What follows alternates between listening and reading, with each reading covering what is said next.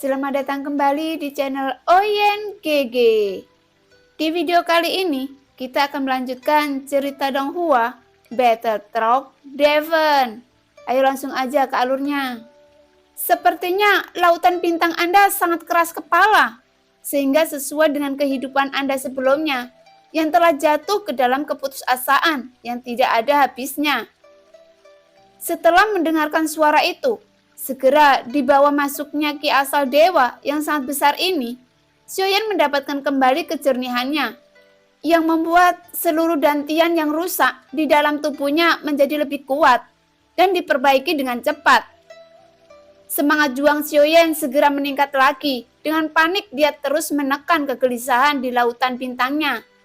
Sejak menggunakan kekuatan pagoda kekosongan roh untuk menyelesaikan penggabungan terakhir ke laut bintang, tiba-tiba Xiaoyan berkata perlahan, "Anda tidak dapat menghilang setelah saya menerobos alam leluhur dewa perang." Ketika saya mendengar raungan Xiaoyan yang tidak memenuhi syarat, tidak perlu menebak untuk mengetahuinya. Karena setiap Xiaoyan berada di saat yang kritis, selain permaisuri, tidak ada orang kedua di sini untuk membantunya. Karena sebelumnya Xiaoyan tidak pernah meminta bantuan siapapun. Itu karena Xiaoyan juga khawatir dia akan kembali ke Sensi. Permaisuri juga pernah berkata bahwa kekuatannya untuk saat ini tidak banyak. Jika permaisuri menembak setelah tembakannya, dia akan menghilang. Karena inilah Xiaoyan juga menyadari bahwa hal yang paling menyakitkan dalam hidup adalah perpisahan. Sekarang Xiaoyan tidak bisa melepaskannya. Setelah memasuki tempat ini, karang berbatu dan tanah digunakan sebagai batu loncatan sebagai bantuan yang diberikan oleh permaisuri.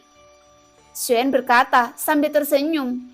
Meskipun pada awalnya Xiaoyan tidak merasa sangat tidak nyaman, tetapi di hadapan ketulusan dan perhatian permaisuri, bagaimana dia bisa melepaskan permaisuri? Ini adalah pertama kalinya bagi Xiaoyan. Akan kehilangan permaisuri yang membuat beban bertambah berat di hati Xiaoyan. Dia berharap semuanya akan tenang dan masih ada sedikit kemampuan untuk membantu permaisuri.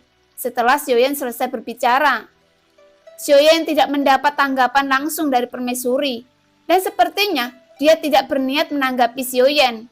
Meskipun di hati dia memiliki beban yang tidak dapat dipahami, namun untuk saat ini Xiaoyan hanya ingin permaisuri mendengarkannya dan memberikan jawaban.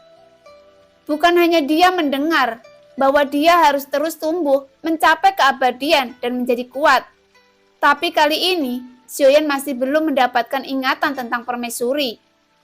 Setelah Xiaoyan tidak menerima jawaban, Xiaoyan tidak mengatakan apa-apa, hanya bisa berhenti melakukan penggabungan ini dengan paksa.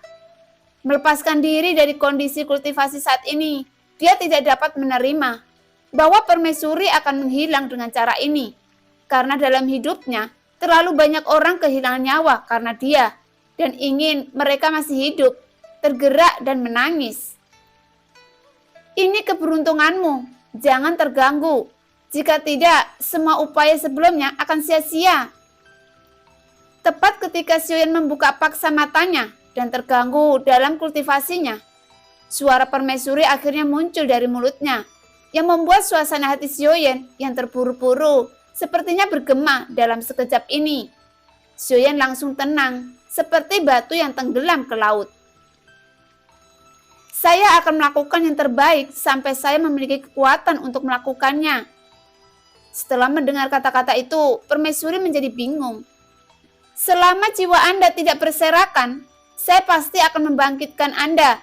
Jadi jangan pergi dengan mudah. Segera suara perlahan Xiaoyan terdengar.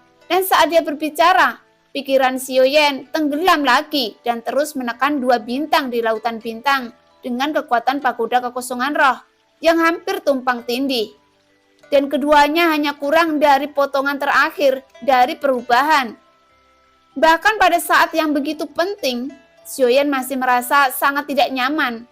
Karena pada saat yang sama, kaisar wanita itu juga bergabung ke dalam tubuhnya, memperbaiki ki asal dewa tubuhnya yang kuat dan merasa sangat tidak nyaman. Sisa kekuatan hidup mungkin tidak sebanding dengan pencapaian dari kaisar wanita di depannya. yang membuat Xiaoyan juga dapat merasakan bahwa waktu kematian yang tak tertandingi dan perbandingan dalam dirinya hanyalah jejak sisa jiwa. Sangat mungkin bahwa kekuatan hidup ini adalah kekuatan penuh seorang kaisar wanita. Perasaan ini membuat Xiaoyan merasa seperti semua orang di tim yang tak kenal takut. Dia tidak ingin menjadi seperti ini, apalagi karena semua orang menjadi begitu karena dirinya sendiri. Xiaoyan tidak mendapatkan tanggapan permaisuri, namun dia selalu menghormati permaisuri. Meskipun Xiaoyan saat ini telah benar-benar mengubah temperamennya, tetapi skalanya tidak cukup. Dia hanya takut dia tidak akan pernah mendengar permaisuri lagi. Saya tahu Anda menjadi sangat membosankan sekarang. Saya dapat memberitahu Anda bahwa Anda tidak seperti sebelumnya. Tetapi saya tidak berharap Anda bisa berubah menjadi seperti ini. Suara permaisuri yang mendominasi keluar. Ini adalah keseluruhan pengaturan permaisuri yang telah meredakan dampak yang mengerikan. Setelah mendapat tanggapan dari permaisuri, 2 bintang dikombinasi ke tahap terakhir yang telah dipertimbangkan secara matang, telah menjadi pendorong terakhir untuk terobosan Xiaoyan, yang membuat kedua bintang tersebut akhirnya dapat bergabung dengan keduanya untuk Xiaoyan. Segera sebuah temperamen yang sangat kuat dan mendominasi di tubuhnya. Namun ketika dia memulai debutnya, itu terlihat tidak begitu kuat. Ini adalah semacam aura yang mendominasi. Benar-benar seperti kehadiran raja di dunia. Aura ini hampir secara instan membuat makhluk abadi di sekitarnya merasa bahwa mata mereka memandang ke arah aura itu dengan takjub. Dan akhirnya mata mereka tertuju pada tubuh Xiaoyan. Di antara orang-orang yang tak terhitung jumlahnya, ada satu yang berdiri di atas binatang terbang. Matanya tetap tertuju pada Xiaoyan sepanjang waktu. Dia hanya berpikir bahwa Xiaoyan memiliki kesamaan ketika dia menerobos. Jadi dia tidak berani mengganggu Xiaoyan. Dia tidak pernah berpikir untuk mengambil keuntungan dari orang lain. Meskipun dia tidak tahu hubungan mereka satu sama lain, meskipun mereka berbagi pedang, mereka tidak memiliki banyak kebencian satu sama lain. Merasakan momentum dari Xiaoyan, mereka hanya tahu aura ini hanya dewa perang dan keabadian. Dia tidak pernah membayangkan bahwa Xiaoyan akan memiliki kemampuan yang sangat mengerikan. Bahkan Xiaoyan memiliki kemampuan yang sama untuk memadukan avatar seperti dia. Jadi untuk saat ini, aura yang dipancarkan Xiaoyan adalah aura tubuhnya sendiri untuk waktu yang lama. Tanpa aura keabadian, dia masih memancarkan aura dewa pertempuran yang membuat banyak sosok merasa bingung. Mungkinkah aura yang begitu kuat telah rusak hingga sampai ke dewa pertempuran? Dalam legenda itu tentu saja saya telah mendengar tentang ranah memasuki alam leluhur. Tetapi saya hanya tahu sedikit tentang. Setelah menjelajahi alam leluhur, akhirnya Suho menyerah setelah menghabiskan ribuan tahun tanpa hasil.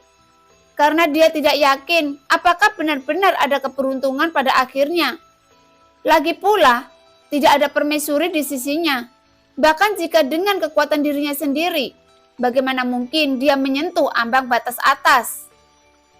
Jika bukan karena apa yang dia lihat dengan matanya sendiri sekarang, alam leluhur dewa perang menjadi hitam.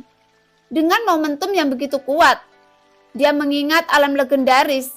Karena pada rumor mengatakan bahwa permaisuri itu adalah roh dunia.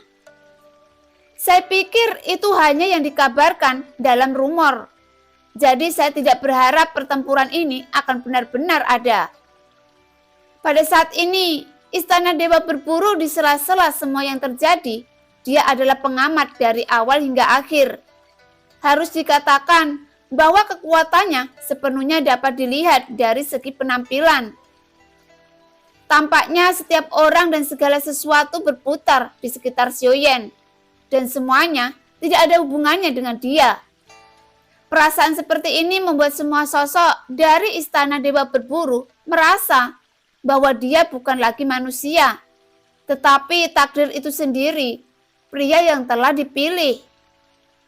Tampaknya Sioyen yang hanya terlihat suram, yang berarti bahwa lebih dari 40 miliar bintang Ki asal dewa di tubuh Sioyen akhirnya bergabung dengan kecerdasan menjadi bintang yang besar dan bersinar. Dan pada saat ini, garis merah muncul di antara bintang-bintang. Itu seperti benang merah yang pernah dilihat Sioyen sebelumnya, tetapi tanpa api dan tidak dapat diisi ulang. Sekarang benang merah ini muncul di depannya seperti kristal. Memegang benang merah dengan erat, kenangan mendalam yang tak terhitung jumlahnya menghilang pada saat ini. Namun pada saat yang sama, sebuah pemandangan yang berkedip-kedip dengan panik muncul di benaknya kembali. Seolah-olah itu nyata, dan sudut mata Sioyen yang berkerut telah lama menghilang. Ini adalah keuntungan yang dia inginkan sepanjang hidupnya.